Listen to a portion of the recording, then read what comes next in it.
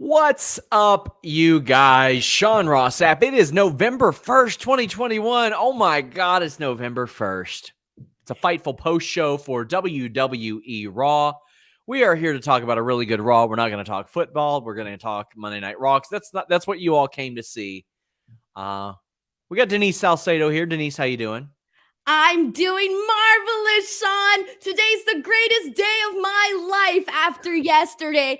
Sean, I gotta tell you, I'll just be honest with you, Sean. I really thought that I was gonna have to sit through yesterday, sit through today, being mocked at, being the butt of the joke. And turns out it's you because the Jets embarrassed. Just mute Denise. She's not the butt of the joke. She's just a butt. They defeated your pathetic team, the Bungles. Sean. Number of playoff wins between Denise and the Bungles since I was born in 1992? Zero. I'm not done yet. You know, it's weird that some of the Jets uniforms had stripes on them yesterday as well, which is very, very interesting. I gotta say, I was very impressed by the Jets because their Halloween costumes were great. They went as a team that didn't suck ass for one day, and I was very impressed by that. The Bungles have been sucking for thousands and thousands and hundreds of millions of years forever, Sean. I sucked for like 3 or 4 years. Let's mute Denise. 3 or 4 years, Sean. Yeah. She doesn't even know she's muted. It's magical. I have a million fun facts, Sean, and I can unmute myself. Nah, that's okay. That's okay. We've got WWE Raw to talk about tonight. Leave a thumbs up, subscribe, tap that bell for notifications. You can send in super chats. It'll get your question or statement read on the air. Anakin says, never forget, Denise skipped Arthur Ashe to watch the Jets lose. And I made more money. Cyclops says, how do y'all beat the Ravens but lose the Jets? Well, if you go back and you watch the helmet-to-helmet call at the end of the game, you'll see how, my friends. Sean, be more like Rick Ucchino. It is terribly embarrassing. Defeated, sad, tired, exhausted? Why do I want to be more like him? I'm just going to keep muting you as long as you yell in my ear about this. I got a fun fact. Let me pull it out, please. Do not mute me so I can get my fun fact Luis says a pure rules match on Raw. Honor is real, damn it. What? What do you want to say, Denise? Get it over with. I just want to get I have a bunch of fun facts. Here's the first one. Okay, so your beloved Bungles, this is the first team in the season to blow a 10-point lead, Sean. 10-point lead with less than 5 minutes to play. I have more. I'm going to be pulling them out through the rest of the show. And I even wrote some down. Also, call Mike White daddy. Listen, if you want to call White Mike your daddy, have at it. Remember when you used this one on me, Sean? Yeah, I did. Remember when you were feeling all brave and shit? Remember that, Sean. Remember when you were feeling... Let's just remove Denise from the entire podcast.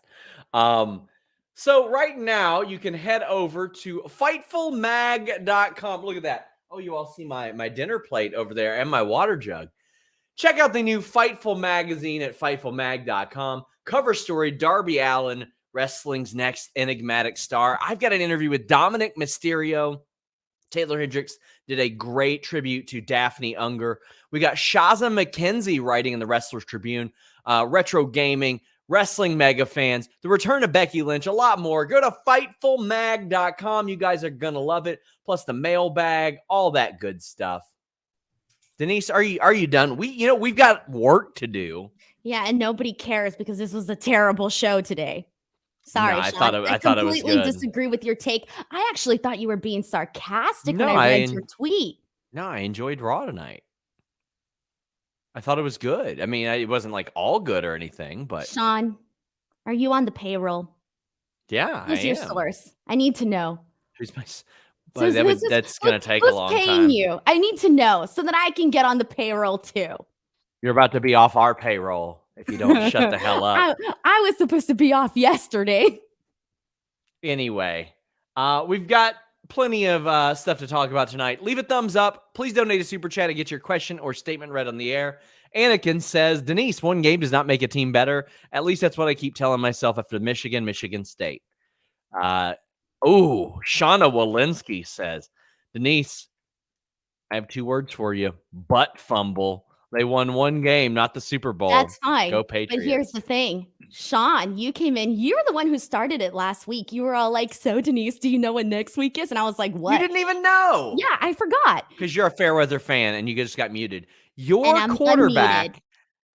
the Jets are best known in the last decade for fumbling the ball off of their own lineman's asshole, Denise. Wow. I mean, Am I unmuted now? Yeah. Good Sean. Good for White Mike. Sean, you were so confident that the Bungles were going to win. Everybody You were was. ready to mock me. You were ready to would make never. me. Yeah, you would. If this would be you right now, you would be celebrating so freaking hard. And you know what? I would have just been here, sitting here. And you know what? I would have taken it. I wouldn't have been all complaining on the helmet, on the mud fumble. I won. Denise, you don't know what a helmet is. Your big ass head could not fit into a helmet, so you don't even know what one is. Juan Ortiz says, when's Sean versus Denise going to happen? Full Gear or WrestleMania next year? Here's what'll happen. I'll tell Denise I'll film a skit at both of those and then not film it either time. Kyle Collins says, Bill's going to do the Jets in 2 weeks, what Priest did to T-Bar tonight. And Nerd Guru says, Magic Mike White Lightning is goated. No matter your opinion of Becky being a heel, this is the best we've seen of her in ring. So much new stuff. Well, let's talk about that. We start with a Becky Lynch, Bianca Belair. It's the video and the promo and all that. And then we get a match.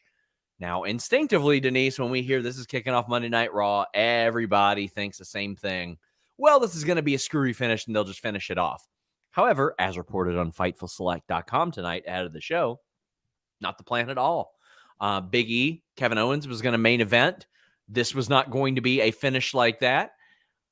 I loved this match. This match felt like a pay-per-view match to me. Becky gets the win with the exposed turnbuckle and rolling up Bianca Belair. Were you being a hater alligator for this one? No, this was actually one of my favorite parts of Raw. I thought this was actually very, very good. There was a lot that I liked. Did you want to go over it or should I just start talking about everything that I liked? Go over what you liked, yeah. Okay, fine. So what I really liked about this match is the fact that, okay, first and foremost, here's where I want to start at though. Okay, I did not like this match as much as I liked the Charlotte-Bianca match. I did think that the Charlotte-Bianca match was better than this match, but this match, what I really liked about it was the fact that we basically got to see Bianca Belair come out and she was just doing like, just basically showing off all of like her power moves and pretty much manhandling Becky Lynch. Now, the one thing that did take away from me from this match was because given that the entire match, Bianca Belair had the upper hand, it kind of felt to me like it was, I mean, I already knew that Becky Lynch was going to win. Like I wasn't expecting Becky Lynch to lose whatsoever, but still, like I think the way that the match went, the way that the match progressed, I obviously knew that Bianca Belair was going to get screwed somehow. And I was expecting some sort of faulty finish. Now, I was expecting more of maybe like a DQ or just something like that. So I am kind of glad that in a way that didn't happen at least. But there was just like a lot that I like. For example, at the beginning, we saw Bianca Belair essentially like carrying and like spinning Becky Lynch and just basically like, again, like I said, just like manhandling her. I like the standing moonsault that she did. That was really nice. I like the suplex that she did on Becky, the tug of war that she did with her hair where she like let go and her face just like went right into the post. Her slamming her on the commentary table. And it was just like a lot of different stuff that they did here that I personally enjoyed. Was it as good as the Charlotte Flair match? No, but it was still a really good match. I would love if WWE kicked off Raw with more banger matches like this. Like, the videos, the 6-minute entrances, the talking and all that stuff. All right. Okay. I'd rather start off with some action for a while because and people can say, oh, well, it's been done the other way so long. Yeah. And look what's happened with viewership as a result. It's in the toilet relatively compared to where it used to be. So I want to see more of this. I think that Bianca and Becky work so well together. You can't tell that Becky took a year and a half off. Cyclops is better than Wolverine, says Bianca keeps losing, made me quit Raw for the night. It's getting tough, Denise. Like, But if she's losing in a fashionable way, I mean, come on. This entire match, she dominated the entire sure. match. And because, okay, this is one of the things that I've been saying on all of these shows where it's like you hate like these DQ finishes that we see all the time, right? These interferences that we see. Okay, there's been so many times on these shows where I'm like, you know what? I'd rather see somebody like, put forth a great match, look good in that match, and lose in, a more respectable manner than essentially, have a good match and then have it end in some way where you're just like, well, the last 10 minutes of my life didn't matter. Well, that's unfortunately what they've conditioned a lot of people to think about Bianca matches, which shouldn't happen with somebody that talented. Let's go back to SummerSlam. Here's her history since SummerSlam. Lost in 26 seconds. She then won the Fatal 4-Way elimination match that week. That was great. That was awesome. That's the only pinfall victory she has since SummerSlam. That's it. Bianca and Becky went to a no contest at Extreme Rules. Sasha beat her on SmackDown. Went to a DQ against Charlotte the first go around. No contest in the Can They Coexist tag match. DQ against Charlotte. Then it was Becky winning at Crown Jewel. Then this. She has won one match via pinfall or submission since losing in 26 seconds. That doesn't instill a lot of confidence in the audience. And I know WWE thinks, oh, this is how we get him over. This is how we get him over. We screw him over. We screw him over. Well, not when you have her go out there and complain. She doesn't need to complain. She needs to whip people's asses. She needs to submit people. She needs to pin people. I like the direction they're kind of leaning on Drew on SmackDown. It's not going to get me super excited for him to have a title match, but they're having him beat people, clean, pin them. And I just wish they would do that. But it doesn't seem like they're that keen on it. Kyle says, Belair Lynch was fantastic. I'm fed up with roll-up finishes. Seen them happen way too much. Yeah, I would have liked a different pin besides the roll-up with the tights. Like, give me another pin and Becky holding the ropes or something. I do want to nitpick something, and I know that we see this a lot, and we see a lot of heels do this, and I know that obviously Becky's doing it, but the one thing that I didn't like about this match, where it's like, okay, you have Bianca essentially like dominating her throughout the entire match. I did think that it took forever for Bianca to start showing some frustration, where like she should have been showing frustration way before to the point that she actually did. And then I don't like that they make Becky kind of look dumb in this, in the sense where like she did like one move and I forgot what it was on Bianca, and all of a sudden she goes for the pin and she's so shocked when she doesn't get it. And I'm like, Becky, you're a heel, but you're not dumb. Like, we all know you weren't going to get the win there. And I didn't like that portion of the match because I thought that it really kind of slowed the match down, but then it picked right back up. So for the most part, I thought that this was a really good way to open up Raw. This was one of the highlights of the show for me. Cyclops says, don't care how she loses. She's been losing for 4 months. That's what a lot of people see. Nerd Guru says that Becky, along with Bayley and Sasha, are best at putting over talent and defeat. Like, honestly, she's so good at being an in-ring general. Yes, she is. She's outstanding at it. And Money Mark says 26-second loss, no revenge, great storytelling. That's my issue. They took somebody they had built up. That's why, Denise, when I said, I think it was earlier this year, it was before SummerSlam, Vince McMahon doesn't build new stars. And people said, oh, Bianca. And I was like, wait a second. Like, we're taking a 7-month sample size of a year and a half. Now more than that. She's been up there on the main roster for 20 months now. And like 7 or 8 of those 20 months have been booked well, Denise. Like, that's it. And that's the other thing. And I'm going to talk about this more once we actually get to the women's tag team match, because I feel like that's where I have to bring it up. But we just go back to, like you just mentioned, having Bianca beat all of these girls. Okay, great. But the problem is none of these other girls have been built up. If she beats, I don't know, Dana Brooke or something, is it going to mean anything? No, because they haven't, built those people up. And she's just an example, but there's plenty of more examples where it's like, if you don't build other women up, like that's why we had to get Becky versus Bianca today, because there wasn't anything else. What other options are there? Oh boy, are we about to get to that? So Liv Morgan pops up, and I love Liv Morgan. I think she's really good in the ring, but Becky's backstage saying, I do whatever it takes to hold on to the title. She can get in the back of the line. I need some new people. And then Liv Morgan pops up. Well, there are 2 people Liv Morgan and Apollo Crews, who showed up and challenged for titles tonight, that won on Main Event. You would never know it because they never reference Main Event on this show. Apollo beat John Morrison on Main Event. That's a good win. I'll talk about that later. Liv got a win on tonight's Main Event. They won't reference it. So, to most people, they just look like people who have lost to Carmella twice in a row or Nakamura 8 times in a row. And that sucks because you can just have them ready, have them win matches. That's what Main Event is for. That's what the undercard is for. Just have, like, did Liv really need to lose 2 matches in a row to Carmella? She couldn't have just won that feud? See, and I get your point about Main Event. I truly, truly get your point, but here's the problem and why that doesn't, like, to me, why it doesn't matter. Because it's like, okay, let's say someone is getting all these wins on Main Event. They've made Main Event mean absolutely nothing. They have never, I mean, maybe aside from Mansoor, who else have they actually said, like, oh, this is what they did on Main Event? Anybody else? I don't even think they mentioned Mansoor. Did they even mention the Mansoor thing? No, hell no. They defeated for 40-something matches. They completely no-sold his winning streak. Are you sure? They no-sold his winning streak and then beat him the second week he was on the show. Like I don't even think they mentioned it at all. I thought they did.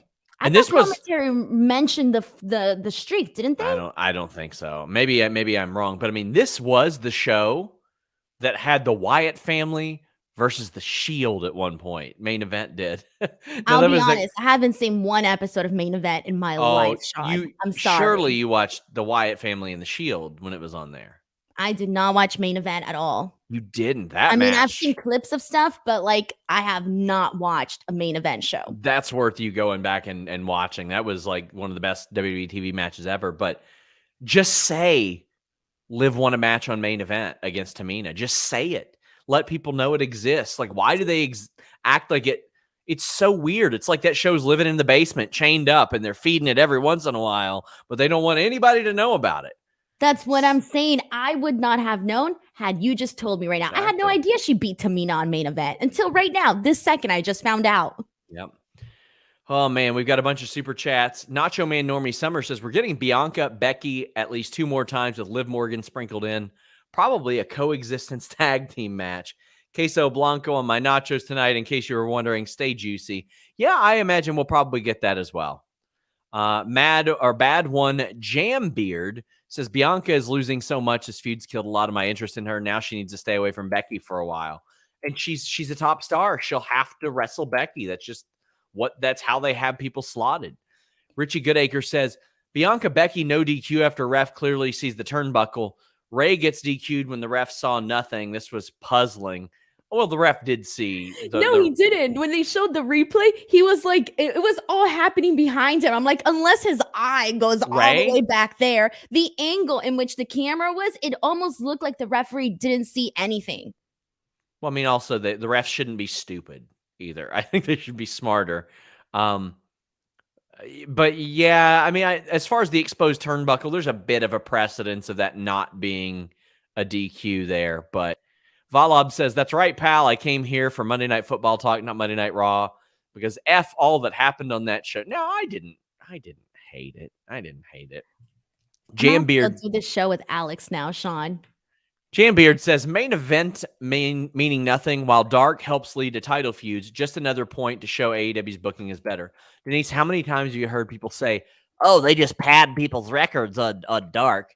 It's fake. It's not a real show. That's the purpose of the show, is to pad the records. And because, like, somehow we are told that should be worse than them just completely ignoring the records. No, get people reps, get people wins, let them do their really cool moves and crush people. You don't get it.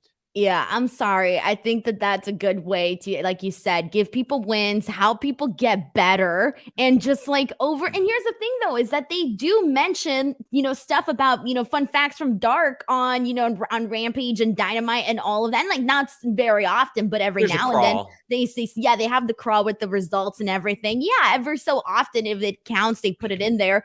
But I just think that, like, that's the thing, though, is that they've actually told the story though that dark actually means something and that dark elevation means something, and you see it because you see guys that you don't normally. Let's say you don't watch dark and dark elevation, right? And then you see these guys get these opportunities with some of the bigger names on the roster, and you're like, well, why is this guy getting a title not a title shot, but why is this guy getting an opportunity in this match? Oh, well, he did all of this and that on dark and dark elevation. All right, cool, I understand, moving on. Brandon Rosen says, wins and losses don't matter in WWE, so why would we expect them to reference main event? Okay, I want to address this. All due respect, Brandon. It is so weird to me when people say, why do you expect? Oh, you act surprised. No, I don't expect them to. No, I'm not surprised. I had somebody on their Patreon exit survey says, Sean acts surprised when WWE booking sucks. No, I'm not surprised. I want them to do better.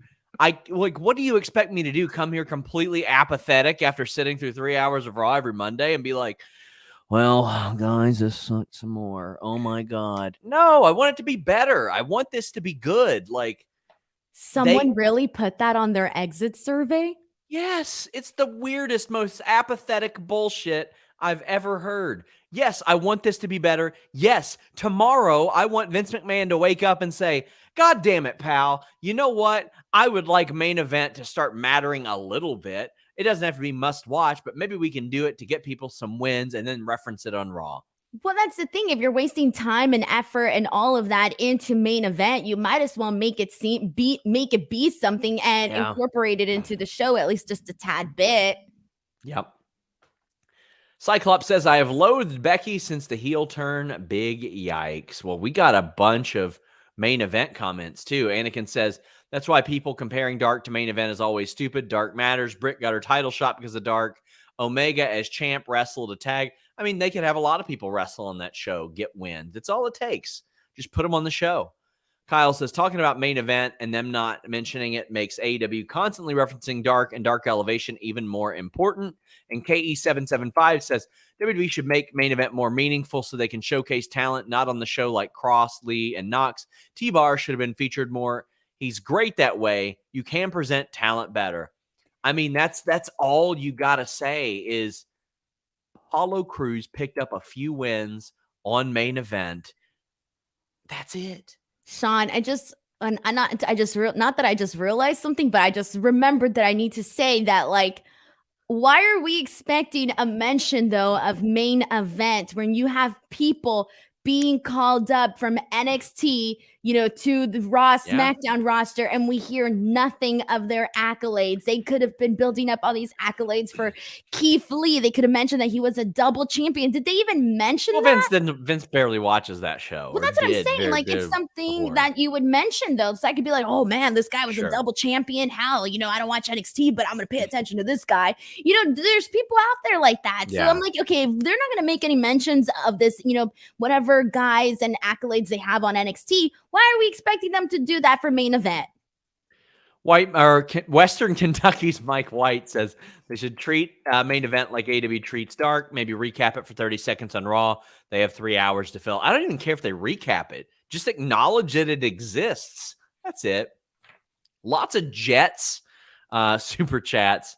Mike White again says Raw was decent, but Sean, it wasn't as glorious or grand as that Jets victory yesterday. Ken Shiro says, this might be the only time you ever hear me say this, but for the love of God, start talking about Raw. Tim Drake says, great to see a New York Jets fan on a Fightful Raw review.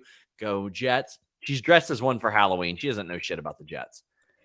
You're just mad, Sean. You're just mad. I mean, I am. Yeah, that was miserable. Jambeard says, Sean, the refs have been making bad calls all year for every team. That's hardly an excuse for a first place team to lose to a craptacular team. Nah, buddy, you did not watch that call if you're saying that. That was one of the most egregiously bad helmet-to-helmet calls in the history. Let's hit the mute. One of the worst helmet-to-helmet calls in the history of the NFL, as repeated by literally every analyst. And also, let's get Denise out there. Also, doesn't matter how good or bad your team is. You win by 1 point, you lose by 1 point. That's it. Doesn't matter how good or bad they are. So your team's CM, been bad for centuries, bro. They don't even have a Super they Bowl haven't win. existed for Sean, centuries. Oh my God, you're so obnoxious. CM says, more friendly fun reminder that facts. less than 10 days ago, the Jets lost by 41 points. Yeah, and it to makes the Bungles losing it to the Patriots with their own worse. rookie It's QB. more embarrassing Quit for yelling. you. Let's mute this. More Mr. embarrassing Andrews for says you. people want Roman to be the champ for years, but I worry it ends with him losing to an established part-timer. They haven't built anyone up to beat him. Denise, I don't think that that's necessarily a red flag. They're going to have a part-timer like beat him. Like, I'm sorry, what was the question? maybe if you'd listen, you would know. I can't. You keep muting.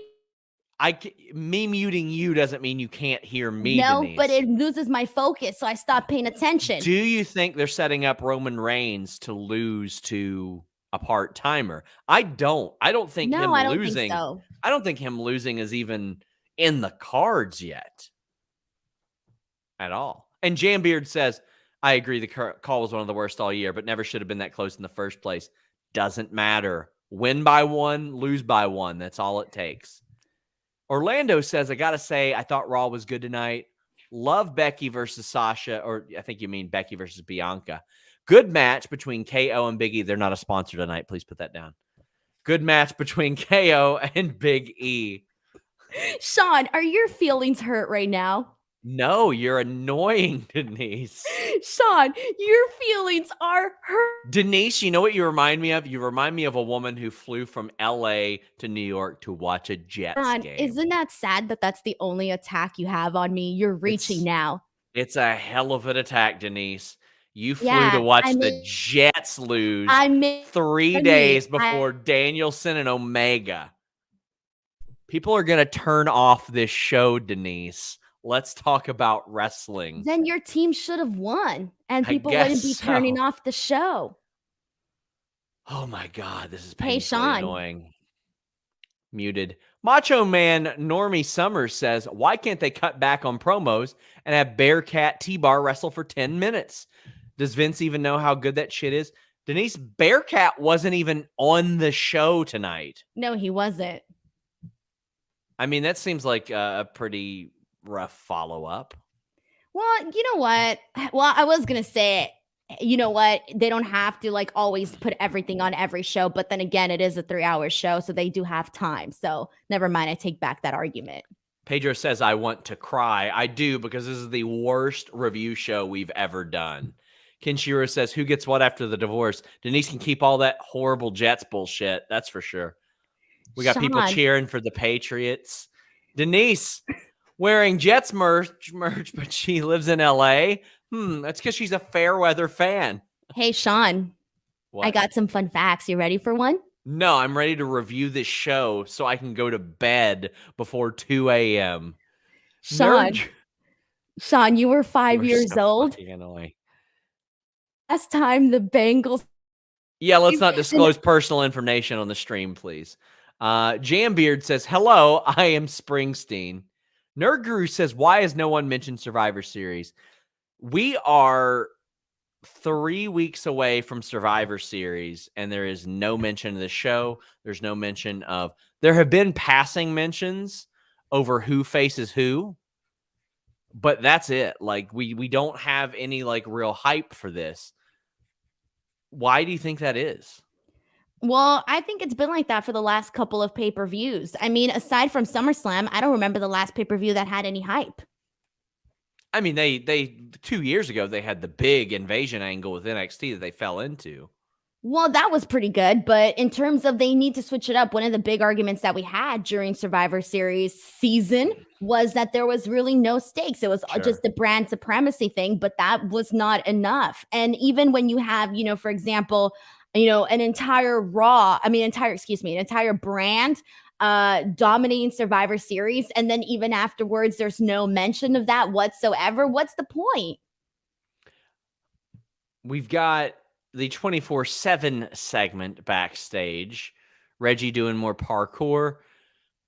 Even this is getting old to me, Denise. Like, I liked it a lot at first, and then they just took him off TV for like a month and a half. I like that he's popping up on SmackDown too. But this is getting old. I can only watch so many of these. Here's the thing. Whatever Drake Maverick's plan was, it's been 2 months. It ain't working. Yeah, this was not good. I think in terms of this is okay. So the Reggie thing was good because for a while they were going outside to different locations. They were having them do all this flippy stuff, this TikTok flippy stuff. And now it's just kind of, I think the last few weeks, it's been pretty much the exact same thing. The jumping on the truck, jumping off the truck, jumping off the truck in the backstage area. And then this one today, this one was probably the most simplest one they've done because usually even for like the last couple of weeks, I'll be watching these segments whenever they do them. And I'll at least be like, oh, wow, like that was pretty cool. Like, all right, cool for Reggie. That was pretty dope. This time I was like, all right, that was not anything really special. So if you're going to do it, you got to really blow people's minds when you do stuff like that. And they did not do that here. We got Rey Mysterio against Austin Theory. So this wasn't like a great match or anything. I loved the torture rack breaker that Austin Theory did, but the camera cut away. There were a couple of production things that were totally Bush League on this show, and this was one of them. They just kept cutting away, and the match ends when Dominic hits Austin Theory in the face, and the ref, you say that the ref couldn't have possibly seen it, admittedly. No, they showed it in the replay. Okay. So, I mean, admittedly, look like he was looking. Admittedly, I wasn't looking that close either, but Dominic gets Ray DQ'd. And I'm glad. I mean, you don't see baby faces get DQ'd like this very often. I like it. They're setting up friction between Ray and Dominic very, very clearly. But Austin Theory keep on getting wins. I'm glad they're not like 50-50ing here. Now, granted, him losing to Rey Mysterio wouldn't have hurt him at all. Rey Mysterio is a legend. But what do you think of all this? All right, so first and foremost, this was not a bad match, okay? This was definitely better than doing Austin Theory versus Dominic Mysterio. So at least Rey Mysterio versus Austin Theory was pretty, it was okay. It was pretty entertaining. Like I've said before, Austin Theory, like he can have a good match if he's in there with a good opponent. And obviously Rey Mysterio is a great opponent. But the problem here is I just didn't have any interest in this storyline. Really, that was the thing that kind of took me away from the show and started taking me away from the show. And I also feel like I can't recall, and I'm sure other people can probably, kind of correct me on this one, but I don't recall the last time Rey Mysterio has had a singles match this long by himself. Like this was the longest I feel like I've seen Rey Mysterio in a singles match in like on TV in like a while. And I'm sure he's had other ones, but I don't remember. Like in recent time, I do not remember. And then in terms of the finish, I missed the finish the first time. I was like, wait, what? Why is there a DQ? Then when they did the replay, I was like, what are you talking about? The referee wasn't even looking. The angle that they showed, and that's why there was a pause too. So the referee, so he slaps him, right? So Dominic slaps him. And then when he did that, the referee's back was like this, and Dominic was like all the way back there. And you can kind of see the ref like this. So, I mean, unless his eye was like all over there, like it really wasn't I need obvious. This guy reffing Jets games. It wasn't ASAP. See, Sean, this is what I mean. You want me to be muted. Kate says, Dominic wearing Ray as a backpack? Cringe. Almost as cringe as Denise. I'm liking the threading of the story. Like, this story doesn't take too long. It doesn't take up too much time on the show. It's a progression. Austin Theory's getting some wins. Dominic isn't getting wins, and he's upsetting his father. So I'm as a lower card story, I'm fine with this. Well, also it's not realistic. Why not? You want to know why? Because if I would have cost my mom that match, my ass would have been beat with the goddamn chancla, okay? And Rey Mysterio was like, it's okay. Afterwards, I was like, bruh, this ain't a real Latino family. That's not what would have happened. They would have been like, pendejo, mira lo que hiciste, cabrón. Fair point. Luis says, me every time I see Ray's shirt, Wu-Tang. Jambeard says, did you guys see Ryback's tweet about Vince? And I don't give a shit about what Ryback tweets. All due respect, I could not possibly give a shit. Him tweeting, me caring, could not be me at all. Did you talk But about Mansoor's tweet, his response to Ryback? Mansoor hosed him. That was great. Oh, Mansoor was a very popular person among, that got sent to me multiple times by people on the roster. Ryback also blocked me for some reason. So whatever. Good for him if it helps his Twitter experience. Nerd Guru says, want to build true Survivor Series hype, have Braun Breaker come out and deck Roman Reigns, have Ciampa deck Big E, throw rainbow paint. I mean, legitimately, if Braun Breaker would have won the NXT title and then came out and like stared down Roman Reigns, I would have gone batshit crazy over that. I would have been like, oh my, it's the new Roman. It's him.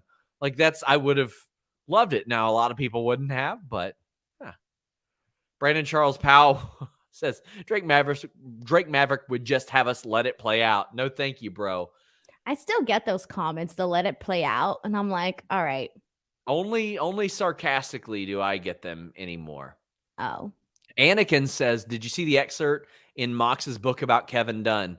Buddy, I sure did. And I guess now's a good time to mention I've for the last 7 months, I've been working on a Kevin Dunn feature, and I've spoken to like 12 wrestlers about it. So there's some good stuff. Tag me in that because I haven't seen it. Oh boy. He went in on Kevin Dunn. Really did. Tag me, please. No one tagged me in the good stuff, man. Yeah, it's in his book. I'm gonna buy it. Very excited. We've got JW Pringle. Actually, that's for another segment, but we've got the Veer promo. Mahan is his name, I believe. Is this doing anything for you?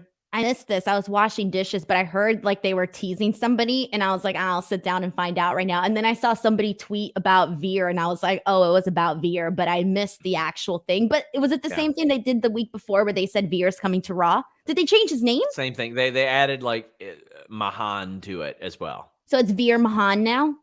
Yes. Oh, okay. Well, I'm kind of glad that they added him. I don't like the one name stuff. Yes.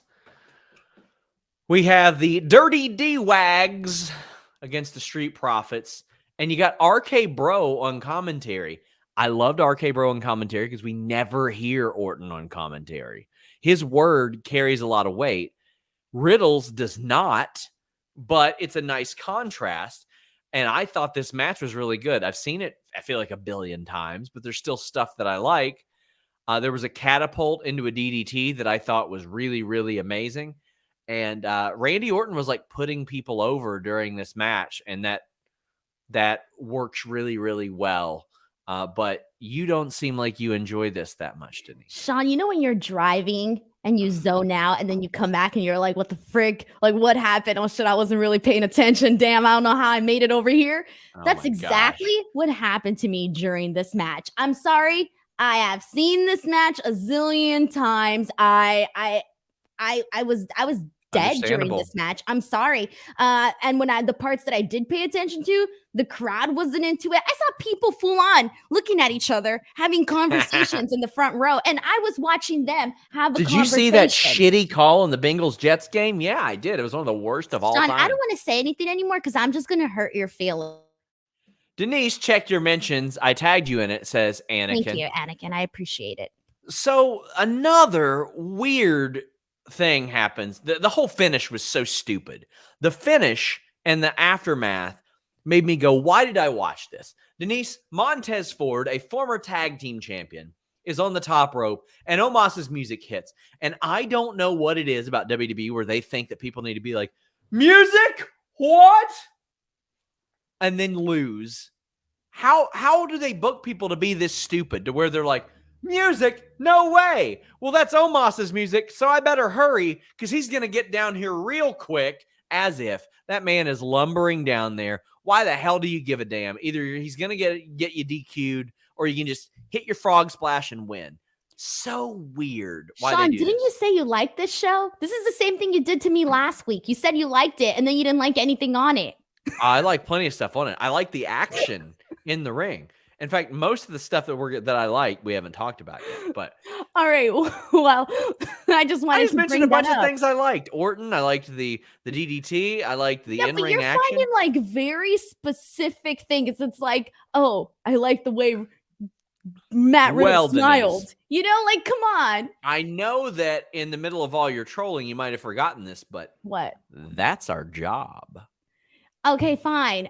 I was trying to find stuff, Sean. I'm sorry. This Raw was rough for me. Okay, I really tried. You didn't read my DM in 3 hours, Sean. I read it. I just didn't reply. I had 7 tweets only about Raw. I got so bored. How are you going to make it? I was tweeting about Christmas. I mean, there you go. And then another weird snafu. They're playing it up. Orton's going to go after Omos. And then, bam, they cut to a Damian Priest backstage interview and vignette. What the hell is with tonight? That was so weird. It was so weird. I don't know what to tell you. This was a rough one for me. I'm sorry. Very dumb. Orlando says, any word on AJ Styles? Maybe he's taking time off. I'll have an update if I can. Jam Beard says, music, everyone's one weakness. Boy, ain't that the truth. Jam Beard says, Veer got the reverse WWE treatment. He grew an extra name. That is true. Congratulations, Veer. We've got a super chat. Oh, well, thank you very much. Injection says, I'd love for you to be Wyndham's first interview. Well, I doubt that I will be. He seems like the kind of guy that would do something on his own. I didn't know he was directing that towards you. Didn't say Sean on it. Yeah, I guarantee it's me. Anyway, FightfulSelect.com. There have been a lot of reports about Bray Wyatt and Wyndham and what led to his departure and some of the things that happened before then. I've got a story that I would highly doubt would be refuted by him coming to Fightful Select tomorrow. And it's got some Vince McMahon elements, some creative elements, some Fiend elements. It's going to get people talking, I think, because it's a very interesting one. It ties into Randy Orton, WrestleMania, a lot of unhappiness around that. FightfulSelect.com. Go ahead and subscribe. Well, Denise, backstage, we've got Zelina cutting promos in her British accent, which I enjoy. But I think it would have been funnier if Nikki and Rhea talked to her in an American accent while she did it. Okay, fine. That would have been funny. That would have been funny. Done that. But that's where the good ends to me, because this is another women's tag title reign that they keep booking like they suck, like they don't mean shit. We're talking 2 former women's champions this year, Denise, booked like shit. And you know what we're going to get, Denise? This same match again. That's what's going to happen. So we're going to get this match a million times, but here's my thing. Okay, what did I miss? When did Carmella and Zelina become besties? Because I missed that part. Months ago. No, they were besties already? Yes. Oh, damn, my bad. Oh, okay, the contract signing. Okay, I remember that. Sorry, it took me a second. For me, in terms of like this whole story, this is where I have to start off with. This has been like my pet peeve, Sean. I sound like a broken record, but it's like they keep mixing everything in together. And I don't know if I was hoping, but I guess like I kind of wanted to see maybe them do something creatively different with Zelina now that she was, the queen of the ring and all of that. And I don't know what I was realistically expecting, but I kind of got a little bit just like, we're going into this title picture and now her and Carmella are teaming together. Okay, fine, I guess.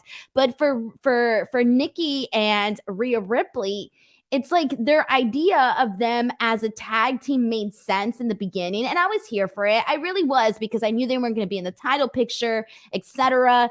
But now I'm thinking, okay, now they're kind of have the same thing that Nia and Shayna had. When Nia and Shayna were tag team partners, you were just kind of like, okay, they need to break them up already. Like, this is it. Like, this isn't going anywhere. This isn't getting any better. It's the exact same thing. That's kind of how I feel right now for Rhea and Nikki, where it's like it started off good and there was a good concept there, but they never fully executed that concept. So now it's kind of like these 2 girls are stuck together because there's no other option for them. And at this point, I'm like, I'd rather see them separately in like, I don't know, being in the mid card for the women rather than being in this tag team division picture. But it's just hard because they don't have women that are solely dedicated to the tag team division, women that are solely dedicated to, being, single stars in terms of like, pursuing the Raw Women's Championship, SmackDown Women's Championship, whatever you want to call it, well, for whatever brand we're talking about. So for me, it's like, it doesn't mean anything. Yep, and they backed themselves into that corner. I'll say it every time. Adding the NXT women's tag team titles stifled that. It stifled a whole lot of people, and it was unnecessary. It slowed them down. I don't know why they did it. But I hate to be nitpicky, Sean. I really, really do. But the mask thing, as a girl that takes care of my skin, every time I put a mask on and I have sensitive skin, I break the hell out. So you're talking about Carmella using this mask to protect her face. If you think about it, it doesn't really make sense because the material on your skin and you're sweating while you're wrestling, technically, it's kind of harming you instead of helping you and protecting your look. So somebody came up with this idea, clearly did not know what it's like to be somebody that wears makeup and has skincare products going in the ring and wrestling with a full mask on your face. Sorry. Yeah, this gimmick sucks. I wish they would move on. Carmella does her best to make the best of everything, but the "Hey, I'm hot" character can only go so far. Nerd Guru says, I'd love for the Raw Women's Mania match to be Becky versus Bianca versus Rhea. Rhea is so dead in the water, it's depressing. It's their own doing, too. Cameron Johnson says, go Cincinnati Bengals. They are great. The best team in the NFL. Thank you. Is that your burner, Sean? Cyclops says, why are you even a Jets fan? It's been a horrible 4 years. Because I'm loyal. Jeffrey says, I'm torn. I hate the Jets, but love a good troll. Well, you're going to love this. Blocked. Shauna Walensky says, here's a fun fact. The Jets suck and haven't won a Super Bowl this millennium. And are I'm sorry, when did the Bengals win one? Tell me, Sean, when was that? You can't even intentionally call them the Bungles. You slip up. Sean, who taught you Bungles in the last week? Consistently one of the worst teams, just saying. Sean, tell me when. Tell me when. Shauna says, Zelina, Carmella being the mean girls lost me. I'm tired of women attacking other women for being different. Why does it have to be like this? That's the only storyline we get. Across every promotion, it's LOL, you're ugly. And I'm like, God damn. I didn't like it when Britt and Thunder Rosa did it. I don't like it here. I just don't like it. You need to start a feud between Kate and I. I'll be like, oh, well, she's ugly. And then Kate will be like, yeah, well, she's ugly, bitch. There you go. That is a skit that I will tell you to film and then we'll never follow up on. Jam Beard says, Mask Mella sounds like a Johnny Ace idea. Guys, you all greatly overstate how much input Johnny Ace has on stuff like that. You really do. Well, we had a really good match with Finn Balor and Chad Gable. I loved every damn thing about this. I loved the booking of the match. I love that Chad Gable stayed strong. The actual match kicked ass. The moonsault was great. I liked the pin off of the superplex. It was Finn Balor pinning a heel clean with a good pin. And then he got the hell out of there. And Chad Gable looked awesome. He hung in there with a Universal Champion. This is what these people who you don't have in the world title scene, the U.S. title scene, should be doing. They have competitive matches. That way, whenever somebody beats them, it looks like it means something, Denise. That way, it's not just crushing them in 2 minutes and that's it. This Chad Gable has use. I loved everything about this. I thought this is one of my favorite things on the show tonight. I have a question for you, though, Sean. Based on how embarrassingly Finn Balor lost and how things necessarily haven't been going his way, though, I don't think it would have. I loved this match. Okay, don't get me wrong, but I don't think it would have killed them to give them a dominant victory here. Sure, I don't disagree with that. But in terms of like the actual match, dude, I was just so happy to see something new, something fresh. And the second I was like, all right, I know we're getting Chad Gable, Finn Balor. I'm expecting a good wrestling match. And we got a nice wrestling match. So I was a fan of this. I like that they even thought to put this match together. I even laughed at Chad Gable's line at the top of this when he said that he's going to turn the prince into a peasant. I was like, all right. I cackled a little bit. This is great. I like that. I thought everything about this was good. The match itself kicked so much ass. This was what I want to see on Raw. If this would have kicked off Raw, I would have been happy with it. Sure, a little less attractive as far as marquee value than Bianca and Becky by far, but a great match. This was awesome. This is what I want to see more of on Raw. You're building up Finn Balor, presumably to take on Big E at somewhere down the line. So keep giving him wins. What I don't want to see them do is like right before he loses and then they give him the title shot, which is what they do so much. Yeah. They need, and they should use this. And I know that Finn Balor used this in his promo when he was when they were setting up that 4-way ladder match. Him being former NXT champion, etc.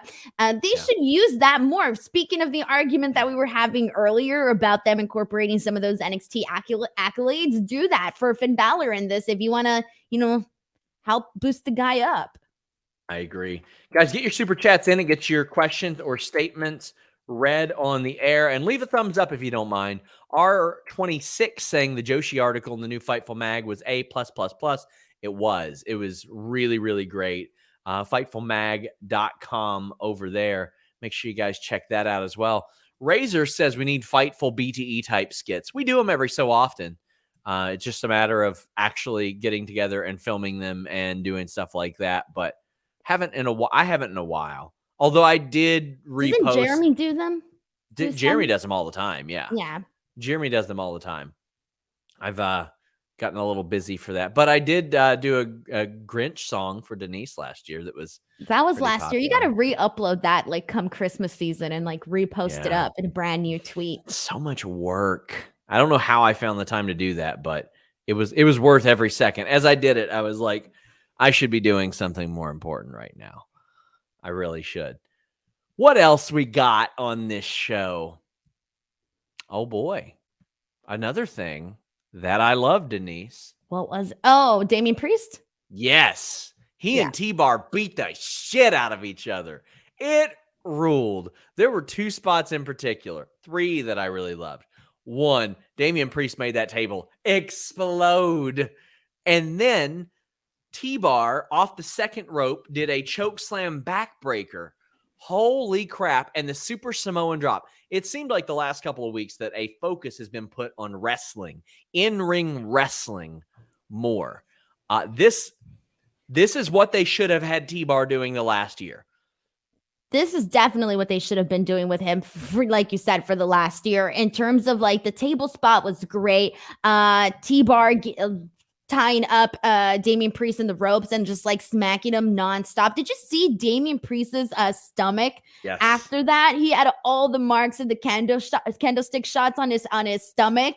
That was good. I mean, I like this. This was probably, to me, the thing that felt the most different on this show. And I know that Finn Balor, Chad Gable felt different on this show, but this match to me kind of felt like, okay, there's some effort being put into this, at least this. So I did like this.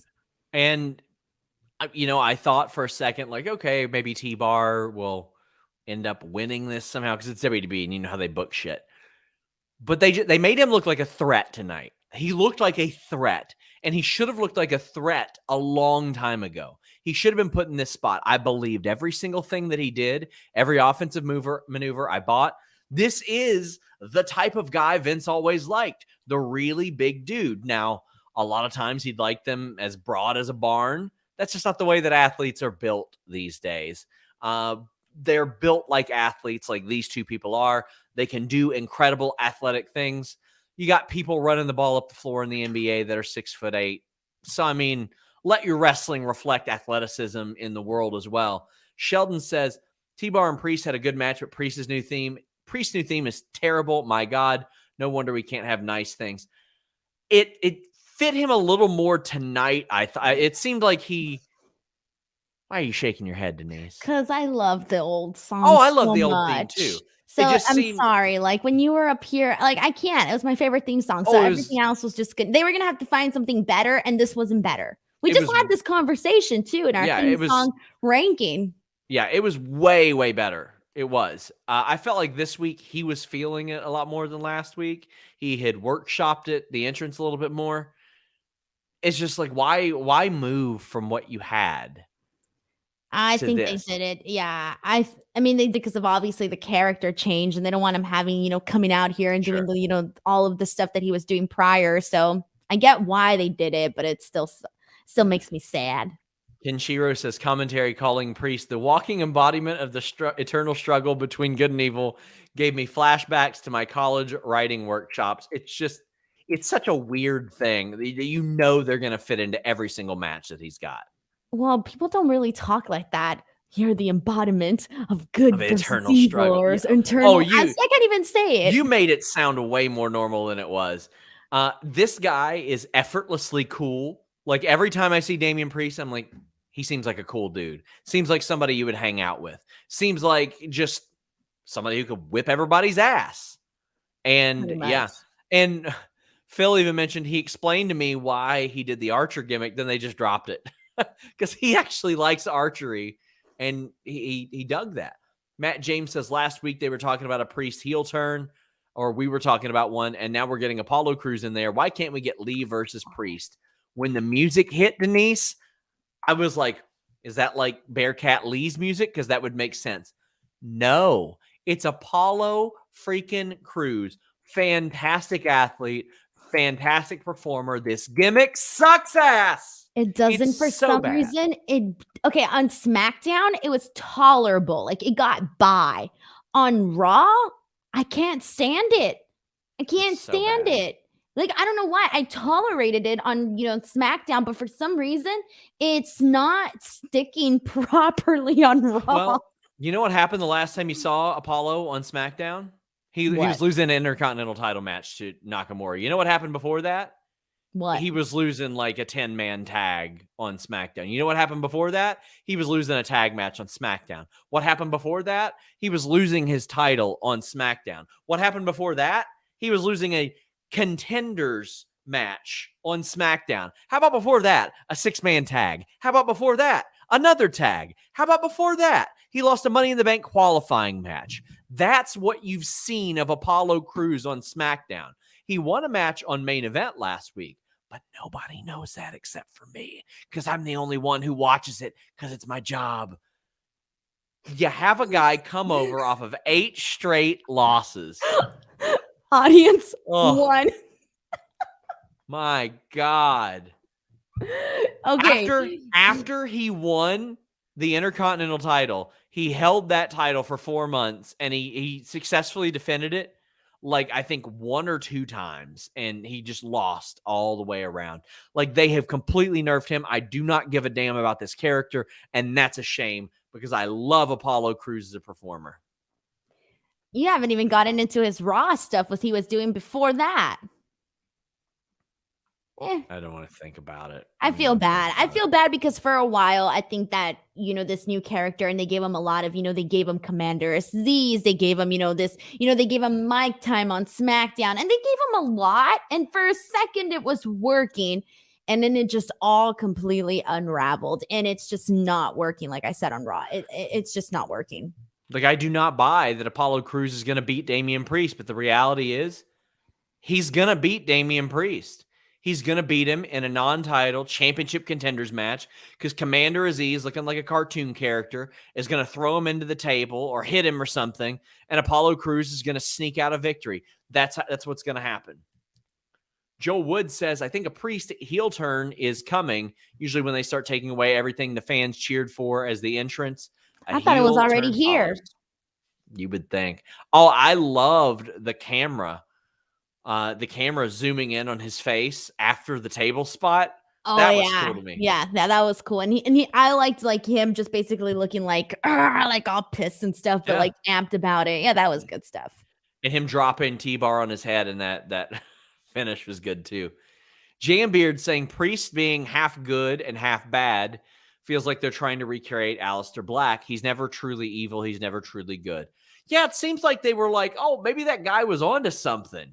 And then I don't know, man. I found that one truly confusing. Well, Denise. Am I fired? What's Lex? If you were, I would rest a lot easier. But fortunately, I'm resting really well already with helixsleep.com/Fightful. Let me tell you guys, last year I was in the market for a new mattress. And what I did not want to do is go to a mattress store. Well, why is that? Well, the pandemic was last year, and I didn't want to roll around on some mattress that a sweat hog like Denise was rolling around on. I didn't want to just go over there and just spend time and waller on a mattress that Tomgi was on. That's a giraffe right there. You don't want that at all. But helixsleep.com/Fightful has your answer. No matter what kind of sleeper you are, you go there, you take the quiz, and you get matched up for the perfect mattress for you. You wouldn't buy a mattress for somebody else. Why would you?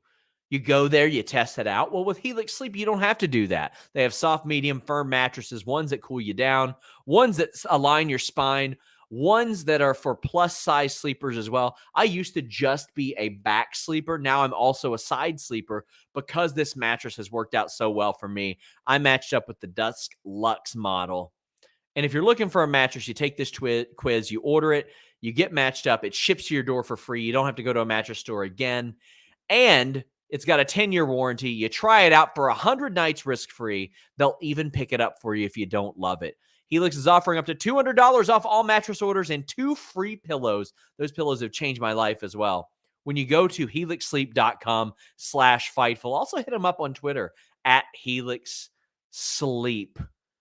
I love it. It has changed my sleep quality. I used to sleep on a slab of memory foam, and now I don't. And my lower back pain has went away. A lot of my neck pain has went away. I broke my neck about 12 years ago, and this has helped it so much. It has me living much more comfortably than I used to live.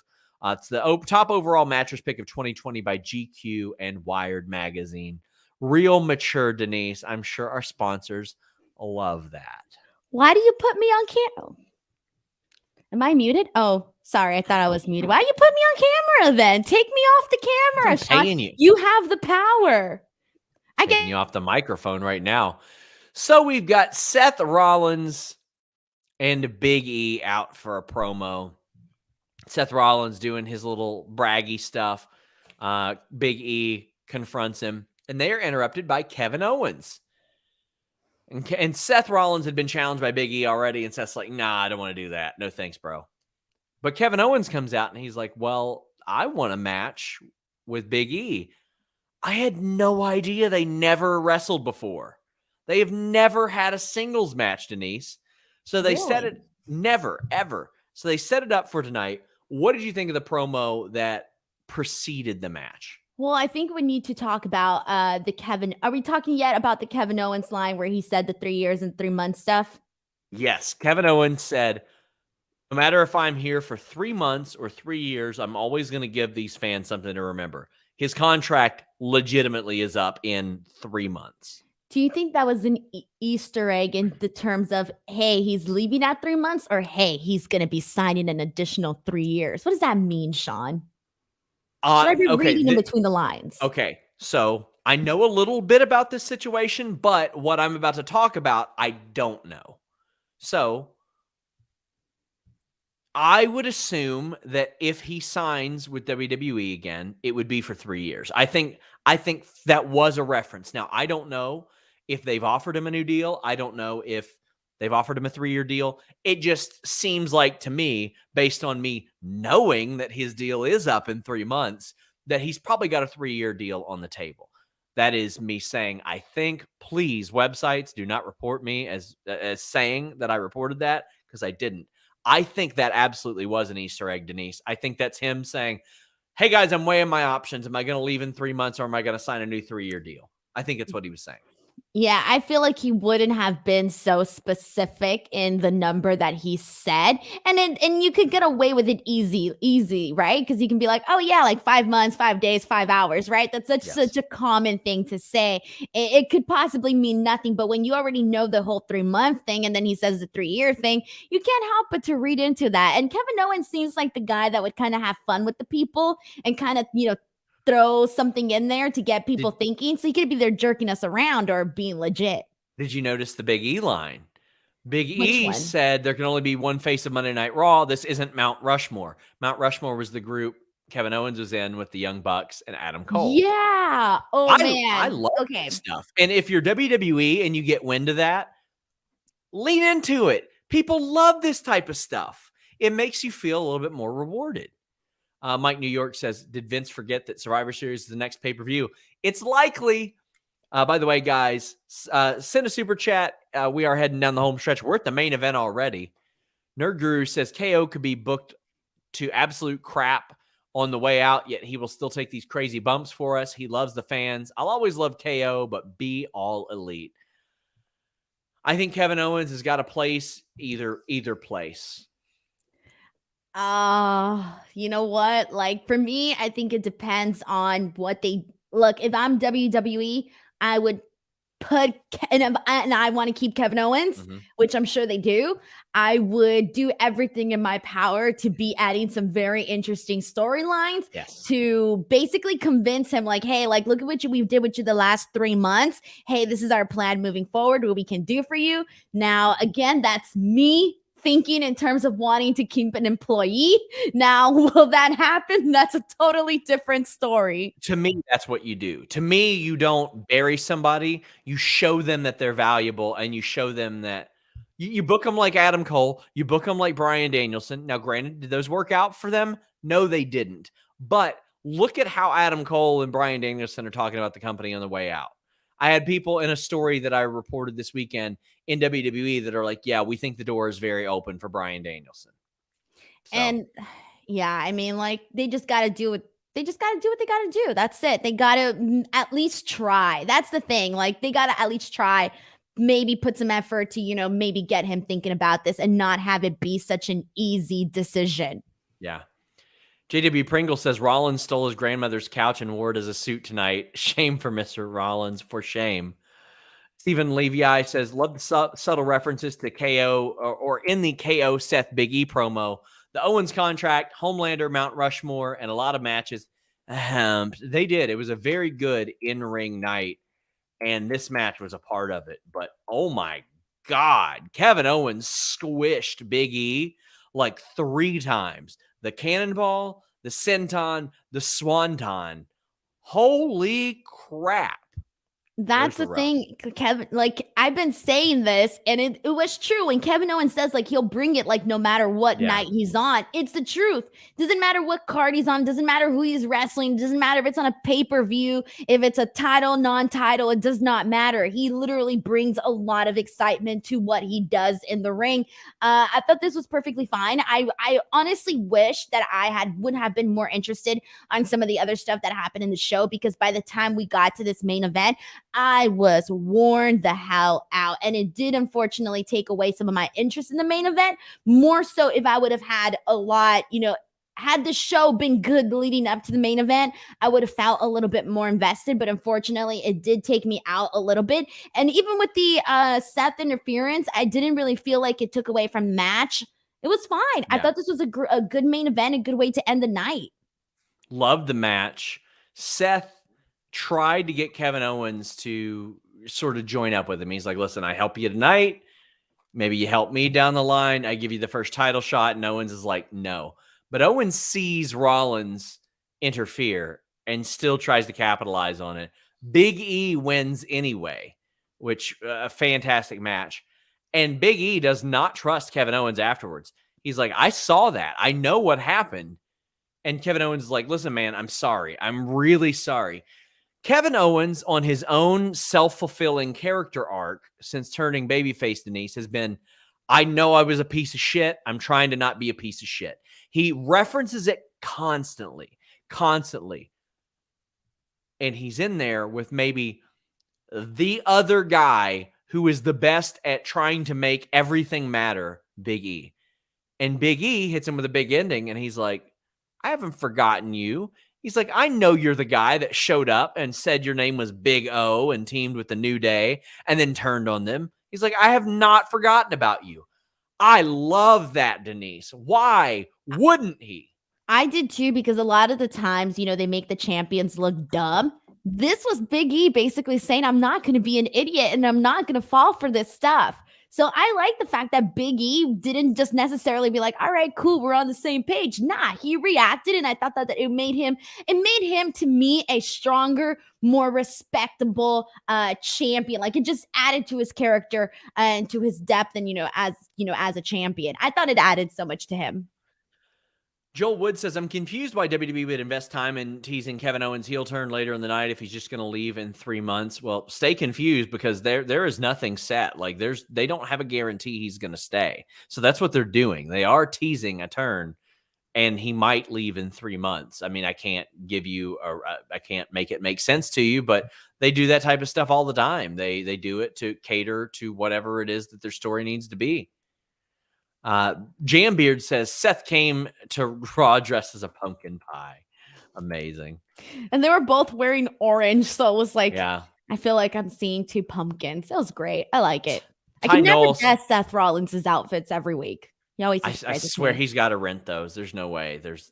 Surely he didn't buy them all. You never know. I mean, some people invest a lot in a certain thing. Like, some people collect certain things and they don't care. Like, they'll invest all their money in it. That might be his thing.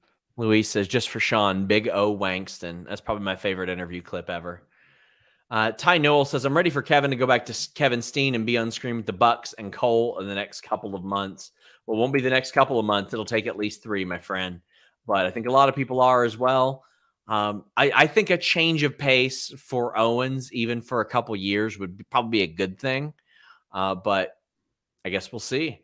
Do you remember what Bryan Danielson said in that post-media scrum when he said that it wasn't necessarily that he felt like he had a bad relationship, with WWE or anything like that. Yeah. He put over Vince, he put over WWE. And then he says, but when he compared it to marriage and basically said but it was safe and he wanted something different. I almost feel like that could be essentially, aligned with the exact same thing that, Kevin Owens might be like, all right, well, I already know what to expect from here. I don't know what to expect from AEW. Jambeard says, I've heard this show was Alex, a.k.a. Tony D'Angelo's favorite episode of Raw. Couldn't stop tweeting about how much he loved it. Alex Palowski hated this episode of Raw. Subscribe to FightfulSelect.com and hear Sour Graps. I think he'll probably do it tomorrow night. Avery Duncan says, I've been praying for heel KO prizefighter to come back, and hopefully he comes back soon and wins the title around Chamber in February. Well, that would mean that he's re-signed a new deal or he signed an extension. So if that were the case, that would mean a long-term deal, I would assume. Brian Doyle says, I thought it was a bit of a heel move for Big E to drop Owens like that post-match, given KO apologized. It made Big E look bad as a face. I disagree. It made him look smart. Why would he trust him? Yeah, it's exactly what I was saying. It didn't make him look like an idiot. Like, he's smarter than that. Like, Big E, Kevin Owens said sorry. Who gives a shit? He was mad. Who cares? I don't think it makes him look bad at all. Some of the biggest baby faces in wrestling do heelish stuff. Most of the stuff that Steve Austin did would have been perceived as heel stuff to an awful lot of people. Guys, again, leave a thumbs up on this video. I'm interviewing Mandy Rose tomorrow. Well, I've interviewed her. The interview goes up tomorrow. We talk NXT, Sonya Deville, the Otis storyline, going back to NXT, Toxic Attraction, a lot of cool stuff there. Sheldon Jackson wraps us up by saying, fight Steen, fight. And I missed the package pile driver finisher. So does he. He told me in our interview a while back that he pushes for it to come back all the time. Denise, tell the people what you got going on. We did a video that released last week. We did, and it did pretty well. And some people hated my ranking. Some people were still mad about you and what you did with Across the Nation, but whatever. So we ranked Forcible Entry over on my YouTube channel, youtube.com/Denise Salcedo. Sean and I literally go through all 19 songs and talk about which ones we love and which ones we don't. Additionally, so you guys can go check out that video, which is really fun. And then additionally, today I interviewed Ruby Soho, and it was such a nice conversation. It felt so cool to have this like one-on-one conversation conversation with her. And she talks about, the TBS Women's Championship tournament. And then she also talks about, she talks about working with Britt Baker. And then we do our 10-question lightning round. So it's like a nice half-hour conversation. So if you want to get to know Ruby Soho just a little bit more, I think it's a pretty fun interview if you guys want to check it out. Also, the more love those interviews get, maybe, just maybe, I can keep trying to get more interviews. So hopefully that all works out. Must be nice. What are you talking about? Never mind. I will tell you afterwards. Where am I at? I would love an AEW interview. I've had one through AEW all year. YouTube.com/Denise Salcedo, Twitter and Instagram @_ Denise Salcedo. Also, watch my reels on Instagram because Instagram's paying up and I need money. Damn. Yeah, follow us on Instagram, by the way, because I would like for Fightful to get on that. Instagram.com/Fightful online. Also, Alex Pawlowski is starting Sour Graps in like 5 minutes. So if you want a more negative review, FightfulSelect.com. That's the most direct way to support us. At the end of the month, we always have a bunch of drop-offs, cancellations, and stuff. Re-up. Until next time, guys,